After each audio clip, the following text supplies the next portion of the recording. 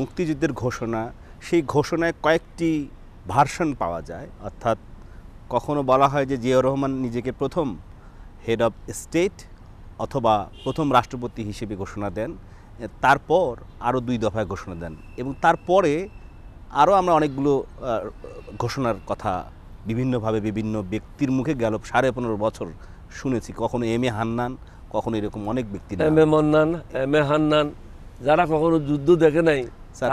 আপনি যদি ঘোষণার প্রথম পার্ট, দ্বিতীয় পার্ট, তৃতীয় পার্ট আরও থাকে এবং কি ছিল, এবং আপনি যখন যুদ্ধের এই স্বাধীনতার ঘোষণা দেন তখন আপনি কোথায় ছিলেন? ওনার সামনে ছিলেন নাকি? আমার কাছে ডকুমেন্ট আছে, 2টা ডকুমেন্ট। একটা হলো জিয়াউর রহমানের হাতের লেখা 1973। উনি ওখানে লিখেছেন, this officer played the main part, অর্থাৎ এই অফিসার ক্যাপ্টেন অলি আহমদ মুখ্য ভূমিকা পালন করে বিদ্রোহের জন্য। সুতরাং এটা সেটেল কেস। তারপর রয়ে গেল স্বাধীনতা ঘোষণা। পরের বছর আমার অ্যানুয়াল কনফিডেন্সিয়াল রিপোর্ট লিখল মীর শওকত আলী, তৎকালীন মেজর মীর শওকত আলী, পরে লেফটেন্যান্ট জেনারেল। ওটাতে লেখা আছে আমি জিয়াউর রহমানকে পরামর্শ দিয়েছি স্বাধীনতা ঘোষণা করার জন্য। আমরা যখন এই সিদ্ধান্তটা নিলাম তখন আমরা ছিলাম পটিয়া থানাতে বসা। ওখানে বসে আমরা সিদ্ধান্ত নিলাম। জিয়াউর রহমানকে বললাম যে আপনি রেডিও স্টেশনে চলে যান। রেডিও স্টেশনের ক্রুগুলি পক্ষান্তর আমার হাতে অ্যারেস্ট ছিল, বেলাল সহ অনেকে। এখন ওখানে মন গড়া অনেক ইতিহাস লিখেছে, মিথ্যা বানোয়াট। তারা যুদ্ধও দেখে নাই, যুদ্ধ সম্বন্ধে তারা কিছু জানেও না। জিয়াউর রহমানকে আমি গার্ড দিয়ে পাঠিয়ে দিলাম কালুঘাট বেতার কেন্দ্রে। এটা ছিল ট্রান্সমিটিং স্টেশন। এটাকে কিছু মডিফিকেশন করে ব্রডকাস্টিং স্টেশন বানানো হলো। জিয়াউর রহমান ওখানে লিখলো, I major Zia declare myself as head of the state and urge all the countries of the world to support us. I declare myself as a provisional head of that state. অর্থাৎ অস্থায়ী রাষ্ট্রপতি হিসাবে আমি নিজকে ঘোষণা করলাম, এবং পৃথিবীর বিভিন্ন দেশকে আমাদেরকে রিকগনিশন দেওয়ার জন্য, সাহায্য সহযোগিতা করার জন্য, অস্ত্র দেওয়ার জন্য, খাদ্য দেওয়ার জন্য, ওষুধপত্র দেওয়ার জন্য আমরা বিভিন্নভাবে, এবং অন্যান্য বেঙ্গল রেজিমেন্ট যারা যেখানে আছে, ইপিআর যারা আছে, ছাত্র জনতা যারা যেখানে আছে, সবাইকে বললাম যুদ্ধের মাঠে ঝাঁপিয়ে পড়ো। জিয়াউর রহমান স্বাধীনতা যখন ঘোষণা করে আমি পাশে বসা ছিলাম।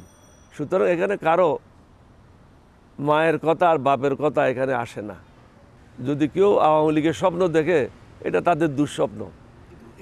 এটা জিয়াউর রহমানই স্বাধীনতা ঘোষণা করেছে এবং আমি পাশে বসা ছিলাম। দ্বিতীয়বার একবার তিনি ঘোষণা করেছেন, এটা হলো 30শে মে সন্ধ্যার সময়। On behalf of Sheikh Mujibur Rahman এই যে স্বাধীনতার ঘোষণার ক্ষেত্রে অনেক দিন গেল, 15.5 বছর প্রচারিত হয়েছে। এমনকি এম এ হান্নান তিনিও স্বাধীনতার ঘোষণা, এগুলো সব চোখের নিচে লুকিয়েছিল। কিসের হান্নান মান্নান? সবাই নিজের প্রাণ নিয়ে বেঁচে গেছিল। আওয়ামী লীগের কোনো নেতা মাঠে ছিল না, সবাই লুকিয়েছিল। সবাই পলায় গিয়ে আগরতলা গেল, ক্যালকাটা চলে গেল, সিনেমা দেখতেছে হেমা মালিনীর। এরা কোনো যুদ্ধ অংশগ্রহণ করে নেই। যুদ্ধ তো আমরাই করেছি যারা যুদ্ধবিদ্যায় পারদর্শী। 8ম বেঙ্গল রেজিমেন্ট না হলে বিদ্রোহ হতো না। 4 বেঙ্গল রেজিমেন্ট ব্রাউনবাড়িয়া ছিল, ক্যান্টনমেন্টের বাইরে, কোনো রিস্ক ছিল না। তারা খালেদ মোশাররফ আগের থেকেই জানতো, আমাদের সাথে কথা হয়েছে যে আমরা বিদ্রোহ করব। তারপরেও তারা বিদ্রোহ করেছে 29 তারিখ। কী কারণে করলো? 1st বেঙ্গল রেজিমেন্ট ছিল, তারা আংশিক বিদ্রোহ করলো, একটা কোম্পানি, তাও করলো 30 তারিখে গিয়ে। জয়দেবপুরে ছিল শফিউল্লাহ সাহেব, তিনি ছিলেন সবচেয়ে কাছে। ঢাকাতে মারামারি শুরু হয়ে গেল 25 তারিখ রাত্রে। তাদের তো উচিত ছিল সর্বাগ্রে ঢাকাতে এসে আক্রমণ করা পাকিস্তানিদেরকে, কিন্তু তারাও তো সেটা করে নাই। তারা 29-30 তারিখে বিদ্রোহ করলো। তো সারা দেশে আওয়ামী লীগের নেতারা তো ছিলেন, অনেক বড় নেতা ছিলেন, মধ্যম সারির নেতা ছিলেন, কর্মীরা ছিলেন। স্বাধীনতার ঘোষণা থেকে শুরু করে রণাঙ্গনে যুদ্ধ করাদের মধ্যে বা সংগঠিত করাদের মধ্যে দেশের অভ্যন্তরে আপনার সেই স্মৃতিপটে কি তাদের কাউকে পেয়েছিলেন আপনি, মনে পড়ে? এক সময় এসে আমার সাথে যোগদান করেছিল ইঞ্জিনিয়ার মোশাররফ। তাকে দায়িত্ব দিয়েছিলাম পিছনে আমাদের যে খাওয়া দাওয়ার যে ব্যবস্থা হয়, সে খাওয়া দাওয়ার ব্যবস্থাগুলি যেন সুন্দরভাবে হয় সেটা দেখার জন্য। পরবর্তী পর্যায়ে দেখলাম 2টা খাদ্য গুদামের খাদ্যগুলি বিক্রি করে তিনি আগরতলা চলে যায়।